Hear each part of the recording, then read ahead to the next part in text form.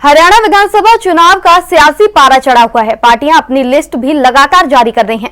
कांग्रेस ने महेंद्रगढ़ के चुनावी रण में 4 बार के विधायक रावदान सिंह को उतारा है। हरियाणा के इस चुनावी रण में एएनबी न्यूज की टीम महेंद्रगढ़ पहुंची और रावदान से खास बातचीत की।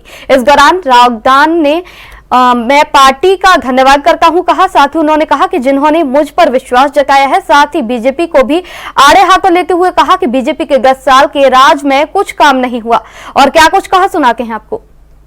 इस वक्त हम महेंद्रगढ़ विधानसभा में है, जहां पर कांग्रेस प्रत्याशी रावदान सिंह जी हमारे साथ है। सर, पार्टी ने एक बार फिर से आप पर विश्वास बनाया है, आपको यहां से चुनावी टिकट दिया है।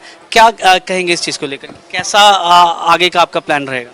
देखिए, पहली बात तो पार्टी ने विश्वास व्यक्त किया है, उसके लिए मैं पार्टी हाईकमांड का धन्यवाद करता हूं। और जहाँ तक रहा इलेक्शन का, इलेक्शन 100% कांग्रेस पार्टी सरकार बना रही है और स्पष्ट बहुमत के साथ में कांग्रेस को लोग जिता करके भेज रहे हैं और लोगों में बड़ा उत्साह।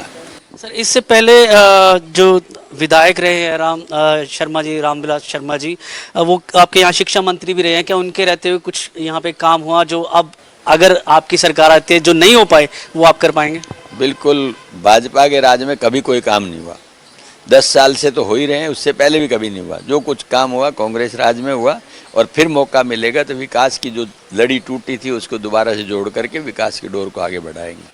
सर, आप भी 20 साल यहाँ पर विधायक पद पे पहले रह चुके हैं, तो आपके दौरान उस 20 साल के जो कार्यकाल रहा उस दौरान क्या क्या काम यहाँ पर हुए? बहुत सारे काम हुए। सबसे पहले central university I, mini secretary आया, जुडिशल कॉम्प्लेक्स आया, ऑडिटोरियम आया, फ्लाईओवर आया, पार्क आया, कॉलेज आए, ITI के 4-4 सेंटर आए, गाँव के अंदर विकास हुआ, स्टेडियम बनाया गया, करोड़ों रुपए का पाली के अंदर दिया गया और सब तहसील सब डिवीज़न, मतलब बहुत सारे काम ऐसे हैं। ब्लॉक बनाए गए, म्यूनिसिपल कमेटी बनाएंगे। अब आगे समझ लो कि आगे जो कुछ और करना होगा सब काम करके दिखाएंगे।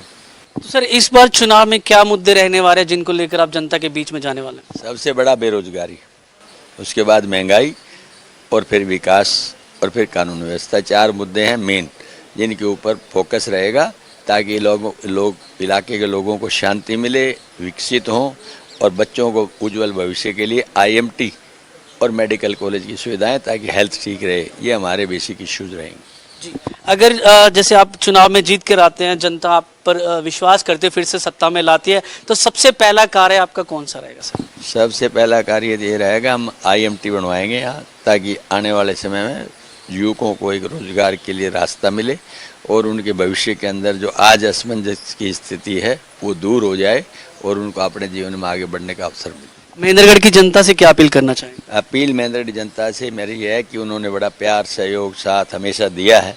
4 बार मुझे सौभाग्य से विधायक बनने का मौका मिला उनके आशीर्वाद से। अब 5वीं बार पार्टी ने विश्वास व्यक्त किया है तो अब की बार और ज़्यादा भारी बहुमत से जिता करके भेजेंगे। ये मेरी अपील है उनसे, ताकि सत्ता के अंदर शामिल होकर के क्षेत्र के जो पिछड़े हुए काम है उनको पूरा करें और नौजवानों के भविष्य के लिए हम काम कर सकें। धन्यवाद।